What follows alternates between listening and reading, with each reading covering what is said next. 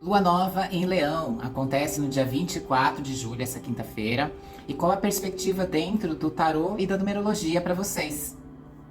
Toda lua nova fala de um despertar para alguma coisa nova. Assim, o próprio nome diz.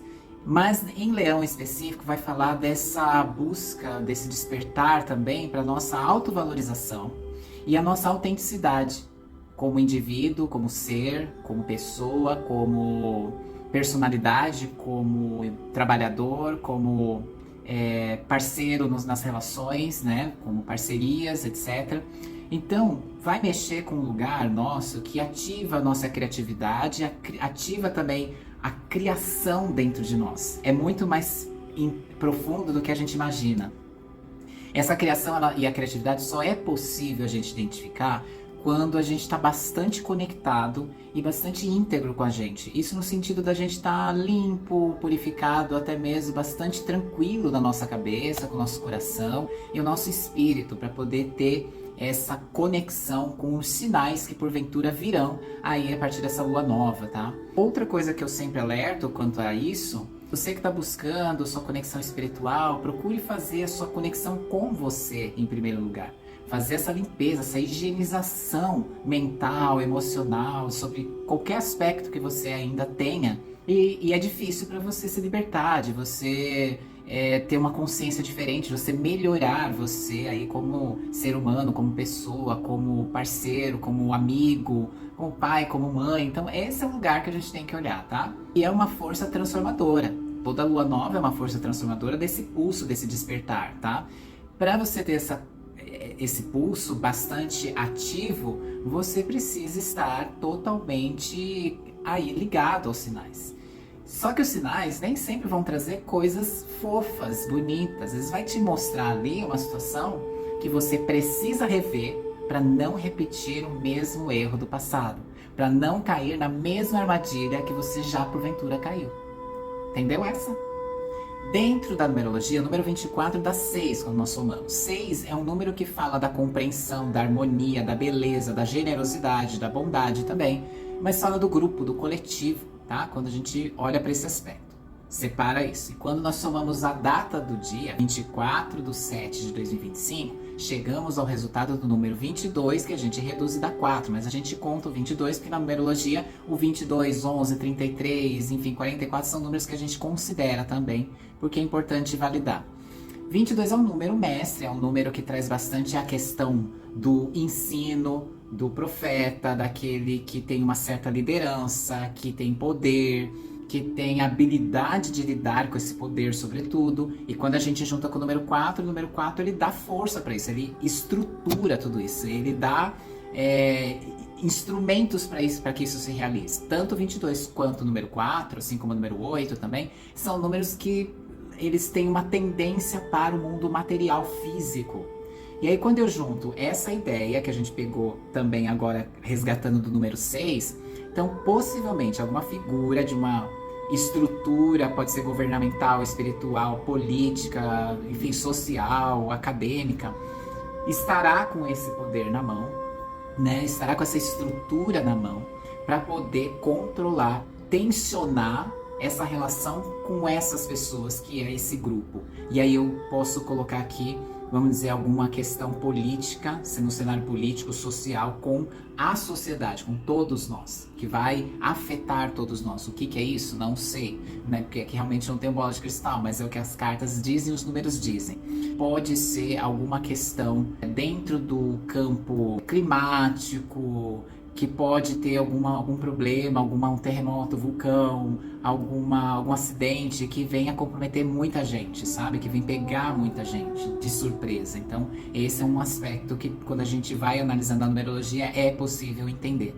Dentro do tarô, qual é a perspectiva? Então, saíram 3 cartas.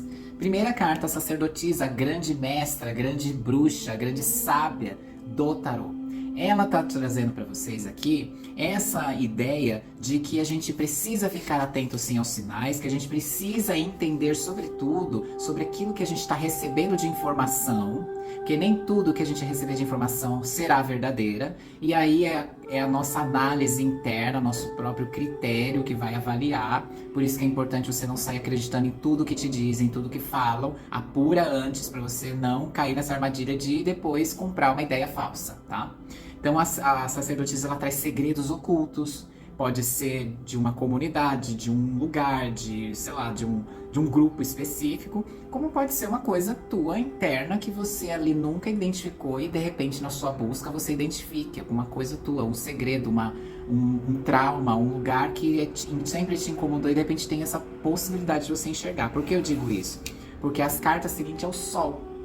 O Sol, ele lança luz a esses lugares que a sacerdotisa, só ela consegue ir. Que sacerdotisa, eu lembro no baralho do tarô da mitológica, representa Perséfone, que é aliada de Hades, porque eles ali nessa relação subversiva, digamos assim, ela conhece todo esse submundo da morte, da finitude, dos mistérios da vida e da morte também, mas ela não revela isso para as pessoas, ela não traz, porque é um segredo que eles mantiveram ali, um acordo que se manteve. Então, acordos ocultos, situações ocultas, veladas, escondidas, podem vir à tona nesse período da lua nova. Então, escancarar algum escândalo, alguma situação que vai deixar as pessoas muito chocadas. A gente viu uma situação agora da Sister Hong, que deixou muita gente chocada. Então, esse é o exemplo dessa combinação da sacerdotisa com o Sol, quando revela alguma coisa obscura, né, que assusta as pessoas, que deixa as pessoas indignadas, que deixa as pessoas boquiabertas, é um escândalo, né? Então o Sol, ele bota luz nisso. E a última carta, o 8 de Paus. O 8 de Paus, ele traz o quê? A aceleração das coisas, notícias vindo de uma forma muito rápida, muito desenfreada, numa velocidade que vai perder o controle, que se a gente não tomar consciência, lucidez, a gente perde, por fração de segundos, o controle de tudo que a gente está olhando. Então aqui eu alerto, por exemplo, você que vai viajar, fazer qualquer viagem, fica bem atento sobre a estrada, verifica se você fez o seu check-upzinho ali no seu carro antes de ir, se não tá faltando nada, tá? Então cuidado com a negligência no trânsito, né? Porque tudo isso, com essa carta que agiliza, apressa as pessoas, deixa a gente bastante nessa intensidade da pressa, é onde a gente pode perder o controle da direção, perder o controle da nossa razão, né? Um descontrole emocional que leva a gente a tomar medidas, às vezes, que gera uma consequência grave, não só para você, mas para outras pessoas, né? Então, é importante entender a dinâmica dessas três cartas sobre a ótica dessa lua nova em Leão. Lembrando que essa lua nova tá pegando aonde? Na nossa autovalorização e na nossa autenticidade, no nosso ego também. Né, no nosso eu, assim, que suplica por atenção, suplica ali por admiração, suplica por visibilidade. Então, isso tudo, quando a gente coloca num aspecto mais analítico mesmo da coisa dentro do tarô, a gente vê essa possibilidade de máscaras caindo, derretendo, e a gente tendo a possibilidade de ver pessoas como a gente nunca viu antes. Por exemplo, pode ser que nesse período um ex, uma ex tua, teu, assim, bata na sua porta. E aí você olha e fala assim, o que essa pessoa está chegando aqui? Será que é um sinal divino? Eu creio que não. Eu acho que é um sinal do inferno, porque Perséfone, ela vai lá e vive com Hades no submundo. Então tá trazendo essa questão mais subversiva, mais das sombras, pra gente olhar com nitidez, que é o que o Sol faz, pra gente não cair mais nessa armadilha, pra gente não cair mais nessa cilada, pra gente olhar e ver a pessoa nua e crua como ela realmente é, e não se enganar mais, não se iludir mais. Tá certo? Então, lua nova em Leão, dentro do tarô e numerologia, é isso. Então, fiquem bem atentos com esses sinais. Nem sempre é divino, tá bom? Então, beijo a vocês, boa jornada, boa lua nova e fiquem bem, até a próxima.